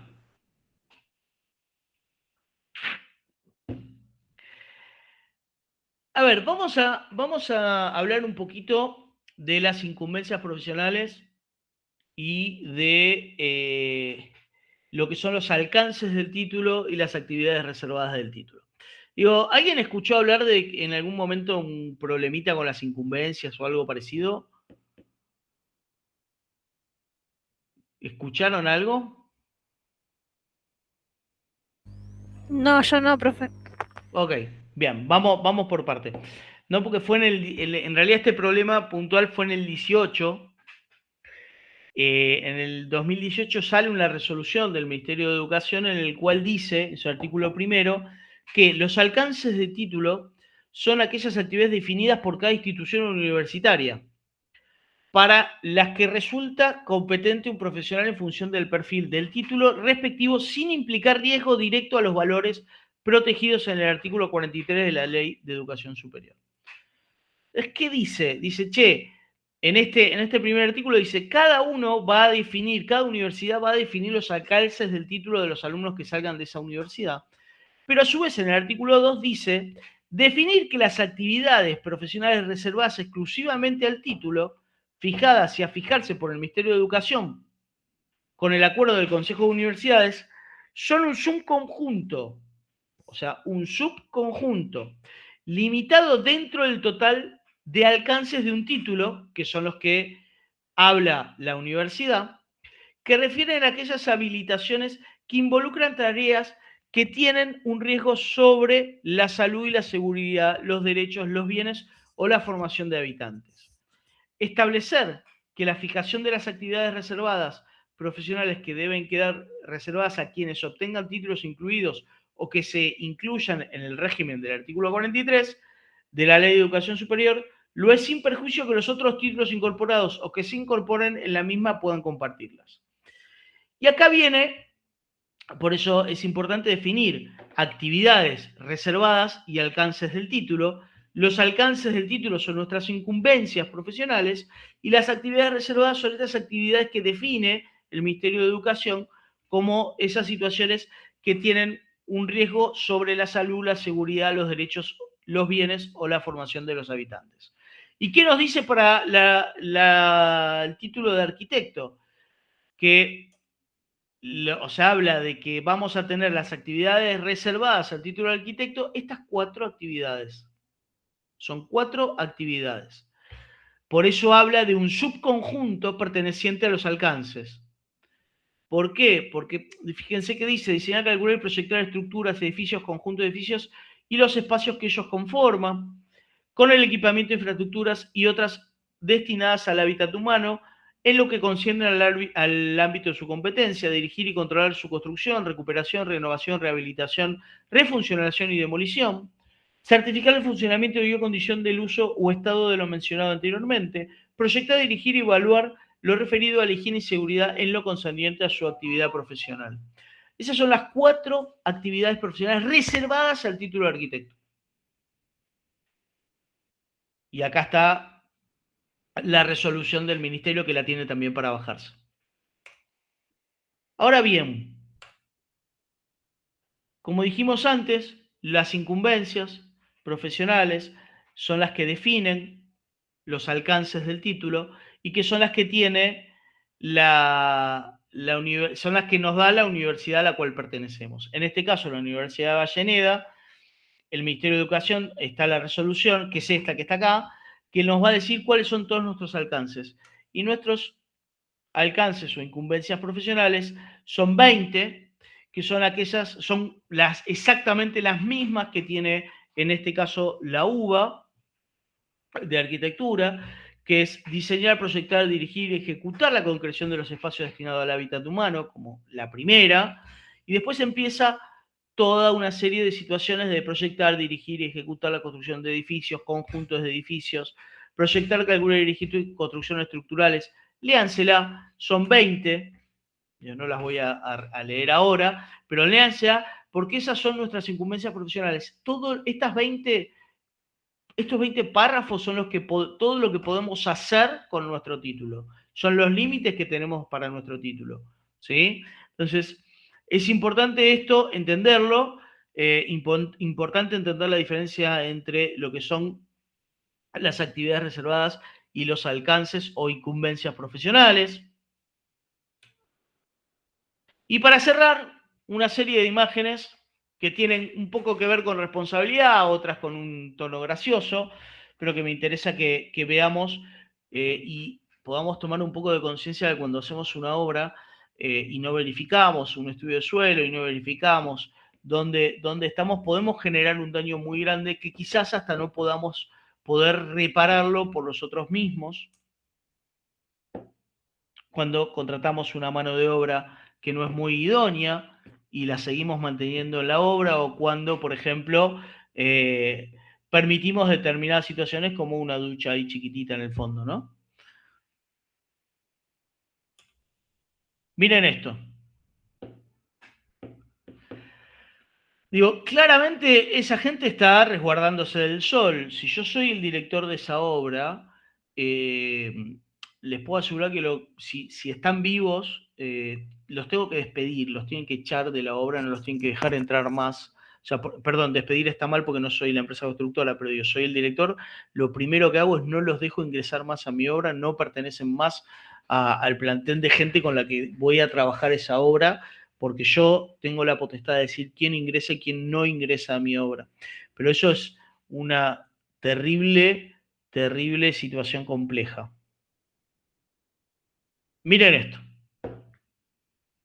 Claramente la dirección de obra se olvidó de verificar de que llevaba hierros, la constructora se olvidó de ponerlos porque le salían un poquito más caros, y cometieron este terrible error de que la columna se olvidaron del hierro.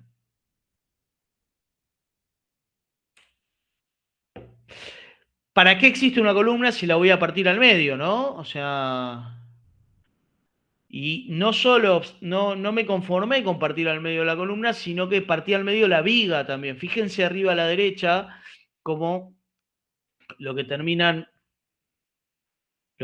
haciendo es rompiendo casi acá, rompiendo la viga también y parte de la columna, ¿no? Para pasar una instalación eléctrica.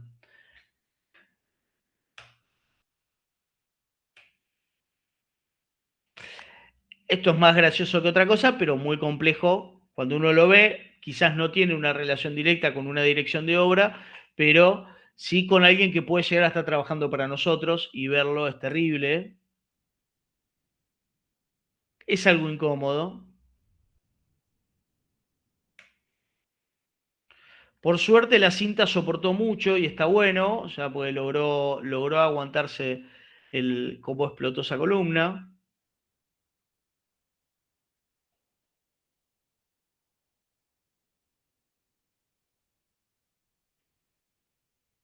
Esto es complejo.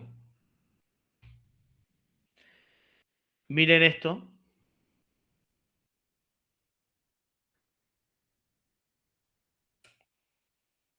Acá pasaron cosas.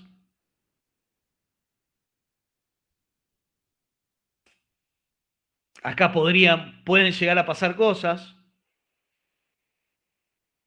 Digo, estos descuidos son cuestiones que, como les decía al principio, son cuestiones que a uno les parecen graciosas, pero les puedo asegurar que hay un momento en el que a mí me ha pasado de ver gente picando una viga y estando abajo de la viga y picarla así y no estar resguardado, o sea que si picaba mucho le caía todo en la cabeza.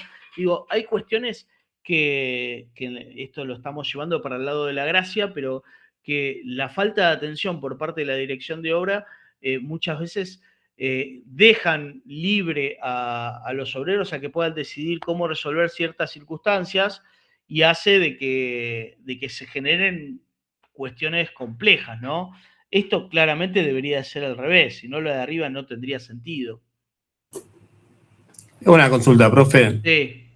En el caso de una empresa terciarizada que tiene ese plantel de gente, ¿qué se hace?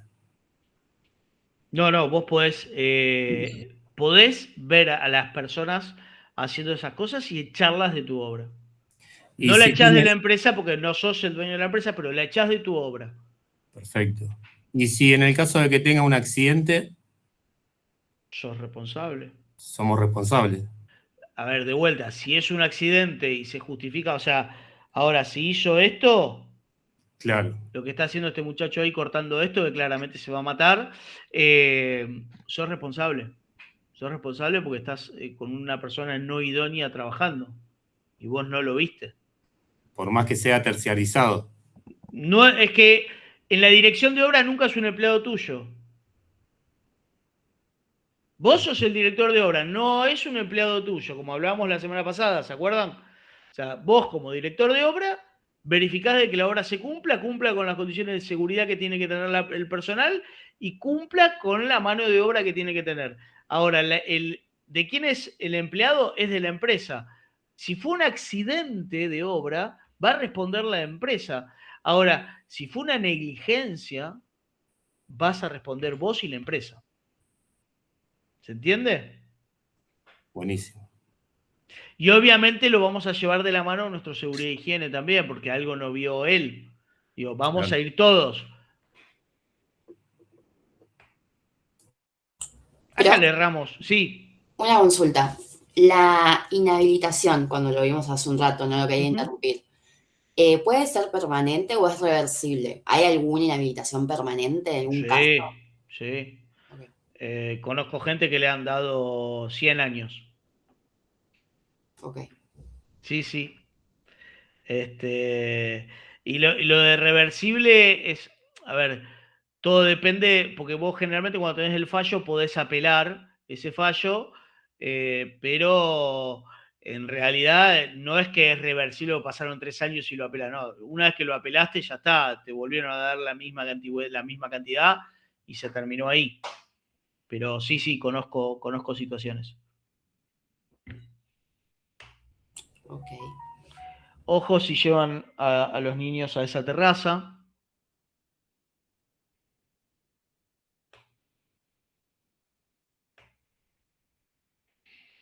Hay unas columnas que no estarían funcionando bien ahí, pero son raras.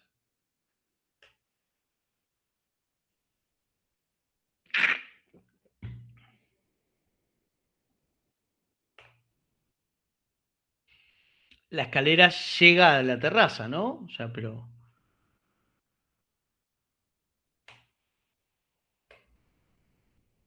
De vuelta aparece la cinta importante.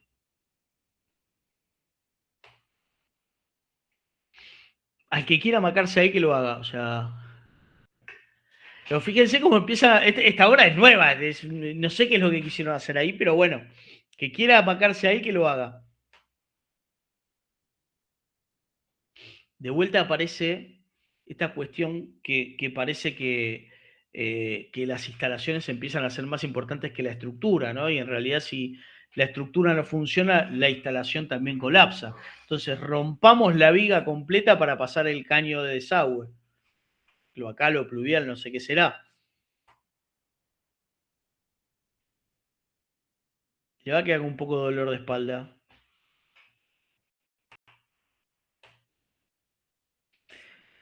No sé si es bueno o malo electricista, tampoco sé si sigue vivo, digo, pero está haciendo claramente los pies en el agua trabajando con la electricidad, digo, es una situación que no estaría correcta, ¿no? Ven que son cosas que pueden pasar en la obra y que nosotros estamos obligados a verificar de que esto no pase.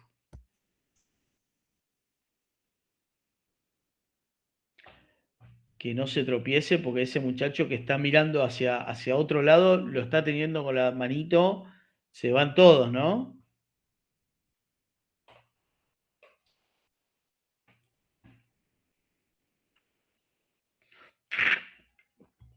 Ironizando un poquito.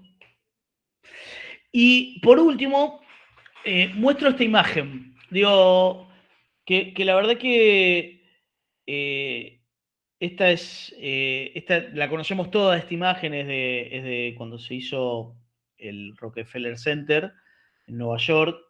Y como dice ahí, digo, aparecen todos estos obreros sentados y resulta que en la construcción de ese edificio, según lo que estuve averiguando al momento de armar la teórica y demás, hubo 6 personas que se murieron. O sea, en ese edificio 6 personas se murieron y si fueron 6 nada más, la verdad que fue un golazo porque trabajaban en estas condiciones, están a 20, 30, 40, 50 pisos de altura en esa viga sin estar atados, descansando, comiendo, tirados, durmiendo como estaban aquellos. Digo, esas son cuestiones que hacían prácticamente imposible la verificación de las medidas de seguridad porque no había medidas de seguridad.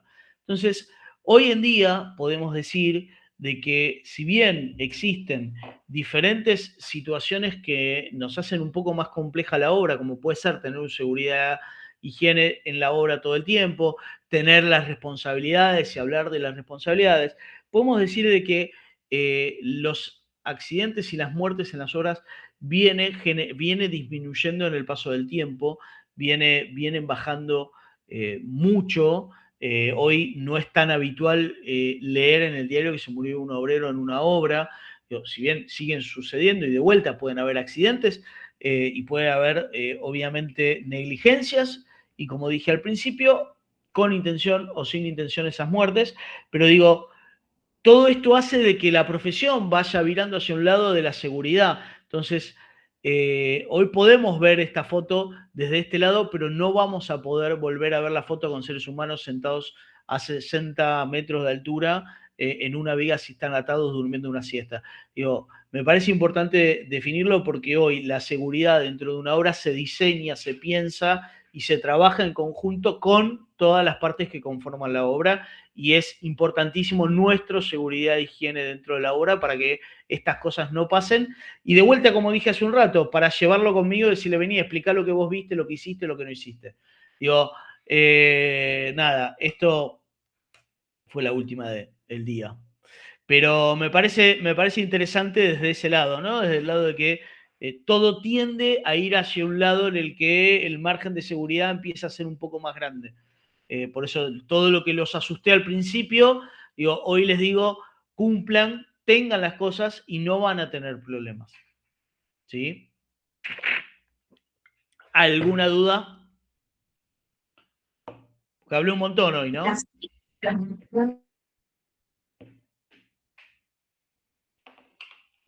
Bueno, está bien, es para sacar también todas las dudas nuestras a la hora de ejercer con la matrícula. Por ahí cuando hay informabilidad no pasa nada, o por ahí el riesgo es mínimo, pero cuando uno empieza a tener una matrícula, o tanto de electricista, de lo que sea. De lo que sea, claro. Sí, ya empieza a tener una responsabilidad diferente y empezás a trabajar de otra manera, totalmente diferente también.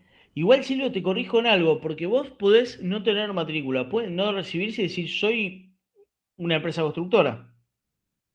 Digo, de vuelta, yo no dije que íbamos nosotros solos, vamos todos juntos, o sea, después nos van a decir de quién es la culpa, ¿se entiende? Entonces, vos podés decir, che, yo tengo 3 personas trabajando para mí, pero no les di casco, no les di los zapatos de seguridad, no les di la medida de seguridad y los metí a trabajar.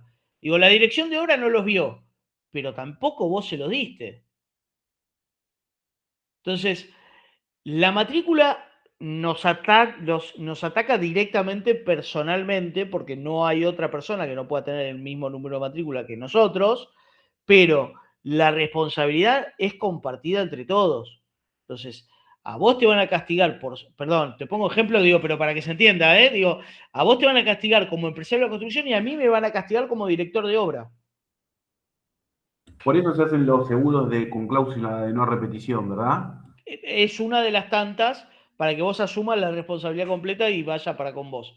Y no repitas para los dueños de la tierra. Exactamente, porque hay un momento en el que son solidarios. ¿Quién te está contratando? Pues muchas veces, ¿qué pasa?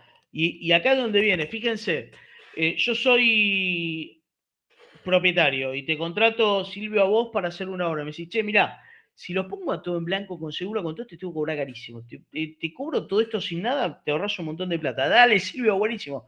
Pero tráeme una cláusula de no repetición. Entonces, ¿qué pasa? Yo te pagué menos, te hice hacer un seguro básico con una cláusula de no repetición para garantizarme que todos los obreros que estén ahí, que vos me estás trayendo sin todos los papeles que me tenés que traer porque yo no te los pago, te hagas responsable vos. ¿Se entiende? Pero yo tengo la cláusula de no repetición, entonces yo me quedo tranquilo. Todo va a caer sobre vos. Entonces el seguro que va a decir, che, no puedo ir contra el comitente, pero yo voy contra vos. ¿Le diste el seguro de higiene? ¿Le diste los cascos? No. ¿Le diste las cosas? No. ¿Le diste la capacitación? No. Ah, mira vos. Listo, yo no te respondo entonces. Pero como tiene una cláusula de no repetición, a mí tampoco me pueden hacer nada.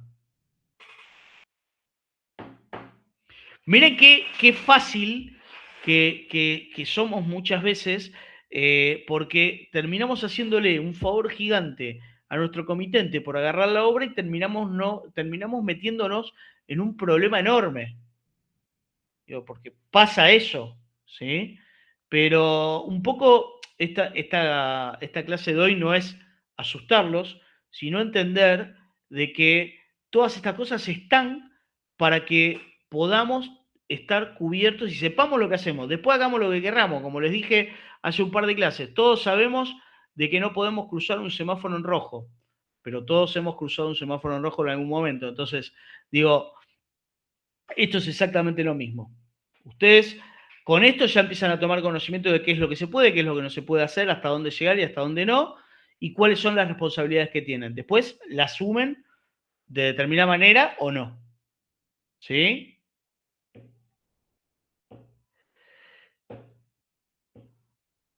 ¿Alguna duda?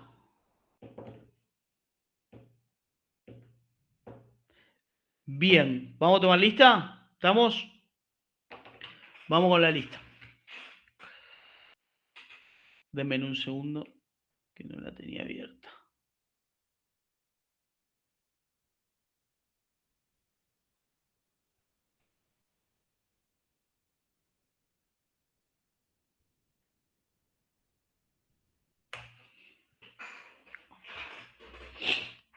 Bien. ¿Estamos? Acevedo, Matías.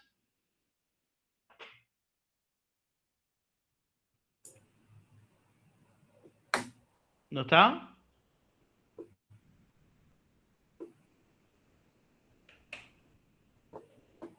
Ok.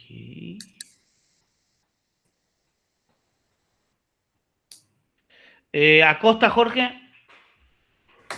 Presente.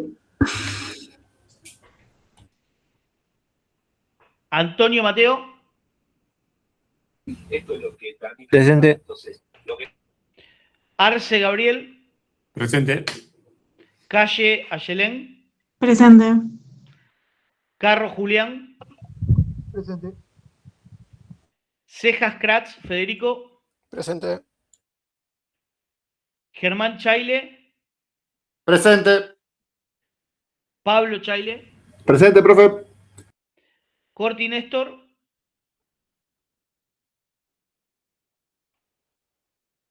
Ya está afuera Corti Néstor. Ayelén Dallinger. Presente, profe. Del Arciprete Lucila. Presente, profe. Díaz Piscoya José Luis. Presente. Silvio Dicione. Presente. Cecilia Ferrero. Presente. Jordan Flores. Ahí te vi, Jordan. Fuentes Uriel.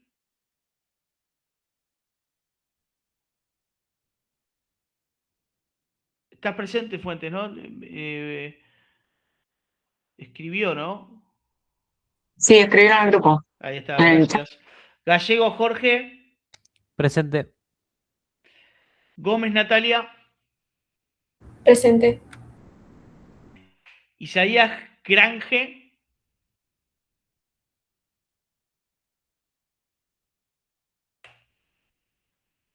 Iglesias Rocío.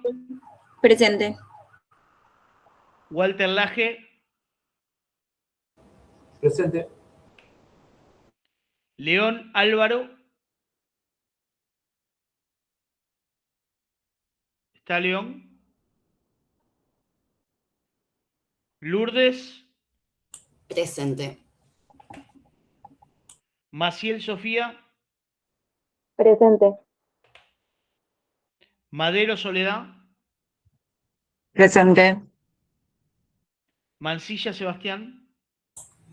Presente, profe. Martínez Carlos. Profesor, Martínez Carlos me avisó como a las 8 que se le cortó la luz. Ok. Madeiro Verónica. Presente, profe. Es Medeiro con E. Perdón, Medeiro, perdón, mala mía. No pasa nada. Gracias. Medina Luz. Presente, profe. Nieto Matías. Presente. Noguera Santiago. Ahí te vi. Pan Carla. Presente, profe. Pérez Medina Tomás. Ahí te vi. Mariano Posada.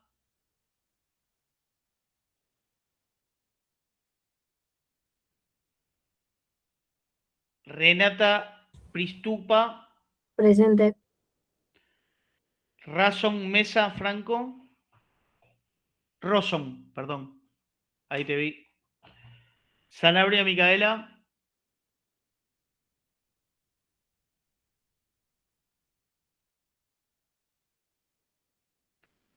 Tamara Sawinski. Presente, profe. Azul Skornainchi.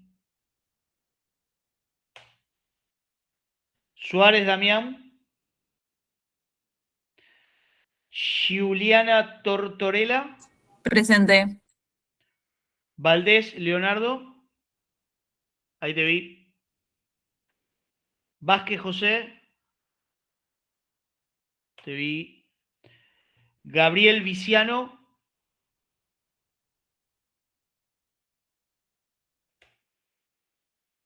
Y Zapata Laura.